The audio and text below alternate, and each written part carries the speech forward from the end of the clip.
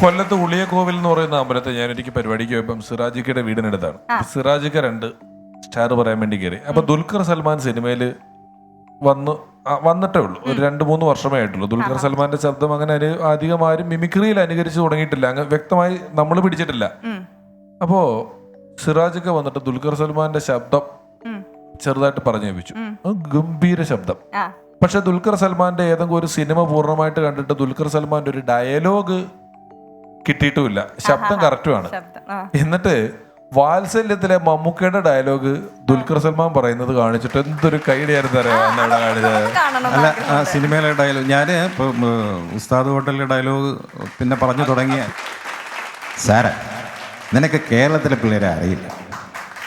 ബസ്സിന് കലറിഞ്ഞും പോസ്റ്റടിഞ്ഞ് നടക്കുന്ന കുറച്ച് പിള്ളേരുണ്ട്, 10 പൈസ കൈ കണക്കിൽ. പക്ഷെ അവർക്ക് എനിക്ക് ചതിക്കില്ല, വഴിയിലിട്ടച്ച് പോകത്തുമില്ല.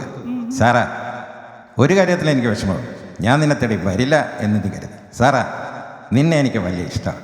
ആൾ ദ ബെസ്റ്റ്. മേലെടുത്ത് രാഘവൻ നായർ ചെറ്റ തന്നെയാണെന്നുള്ള ഡയലോഗ് ഇന്ദ്രജിത്ത് പറയുന്നത്. മേലയിടത്ത് രാകുന്ന ഒരു ചെറ്റ തന്നെ ഈ കണ്ട പറമ്പും പുരയോടൊക്കെ എൻ്റെ ചോരയും നീരും വീർപ്പോ. അന്ന് ജപ്തി ചെയ്ത് പടിയിറക്കി വിട്ടപ്പോൾ രക്ഷിക്കാൻ ഒരാൾ വന്നു, നമ്മുടെ കുഞ്ഞമ്മാമ. അന്ന് അമ്മ പറഞ്ഞു, കുഞ്ഞമ്മാമ നമ്മുടെ ദൈവമാണ്.